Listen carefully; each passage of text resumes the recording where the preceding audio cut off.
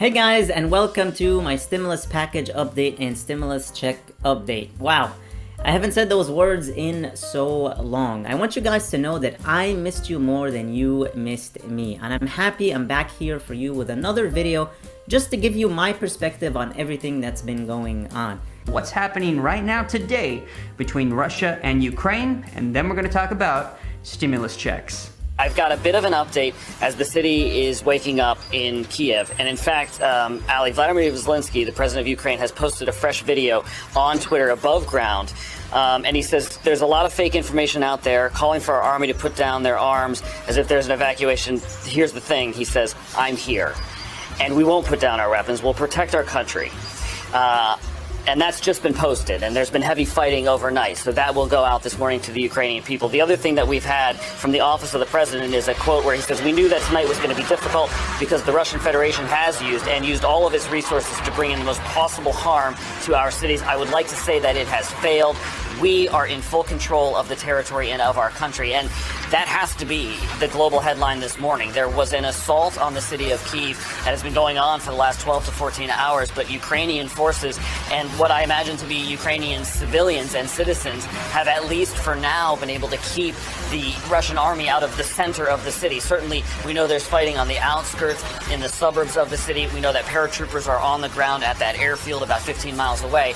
But it does seem as of this morning that Russian troops are unable to penetrate that innermost part of the city. So there you have it, you guys. That was this morning from Ukraine, as they said they're still standing, defending their country. And we had an update from the president of Ukraine. He released it on Twitter. Now, also, we're hearing that there is tons of support around the world for Ukraine. Take a look at this video clip.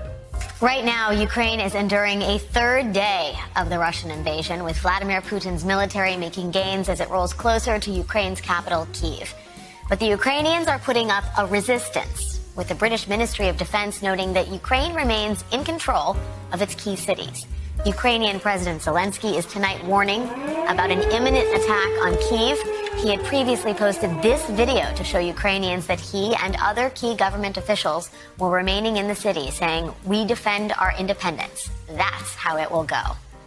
And Ukrainians aren't the only ones showing resistance to Putin's invasion. So are thousands of Russians.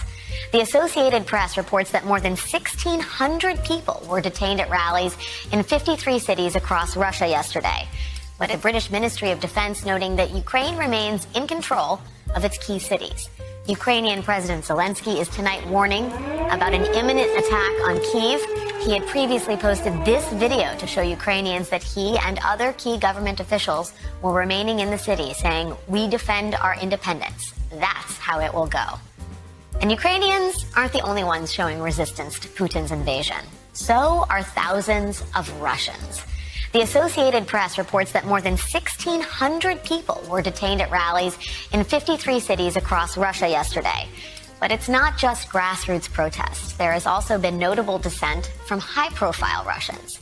Dmitry Muratov, Nobel Peace Prize laureate and editor of one of Russia's few independent newspapers, published the Friday edition in both Russian and Ukrainian as a show of solidarity. Russian tennis star Andrei Rublev is the 7th-ranked player in the world. Last night, after advancing to the final of the Dubai Championship, Rublev took out a marker to make a statement about the war in Ukraine. 2 sets, but Rublev said not so fast.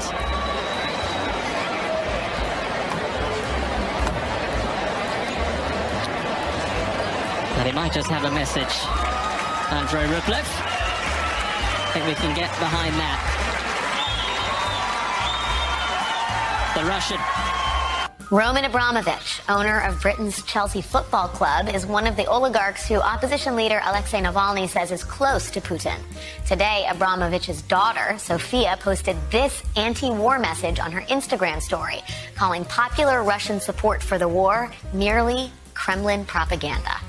Even more striking is the daughter of Dmitry Peskov, the Kremlin spokesman, who also took to Instagram and posted the words, "No war," over a black screen. In Russia, this kind of speech isn't merely controversial, it is criminal. You go to jail, or worse, for these kinds of messages. And yet, the resistance continues.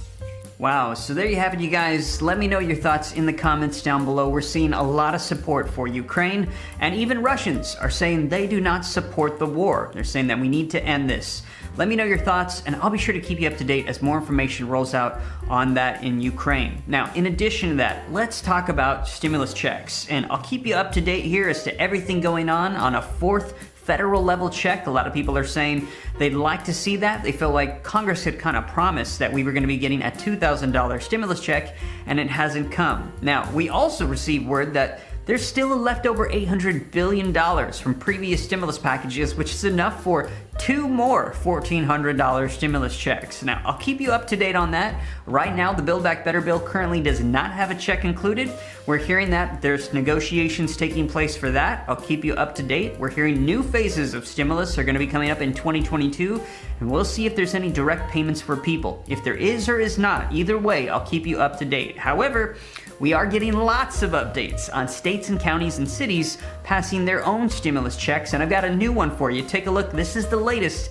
This one comes from Johnson County. It approves a program to send out $1,400 direct stimulus payments to random low, moderate income residents. And very soon, I'd like to update you with a list of all the ones available across the United States. Now, this one says that Johnson County's Board of Supervisors voted this past Thursday morning to create a program that would send out $1,400 stimulus payments to roughly 2,500 randomly selected residents who qualify. Now, the 3-2 vote came after a tumultuous 2 weeks where information requested by Supervisor John Green from the U.S. Treasury delayed the vote. But we heard that they signaled that they were ready to approve the program on Wednesday. Now, under the new program, $3.5 million from Johnson County's and Iowa City's American Rescue Plan Act, so as I mentioned, this came from that last stimulus package, will be used to create the direct assistance program, sending $1,400 stimulus payments in a lottery-style system where recipients are going to be randomly selected. Now, the county narrowed those who qualified to low to moderate income Johnson County residents or someone making under $45,370 a year for a family of 1 who can prove that they were negatively impacted by the pandemic.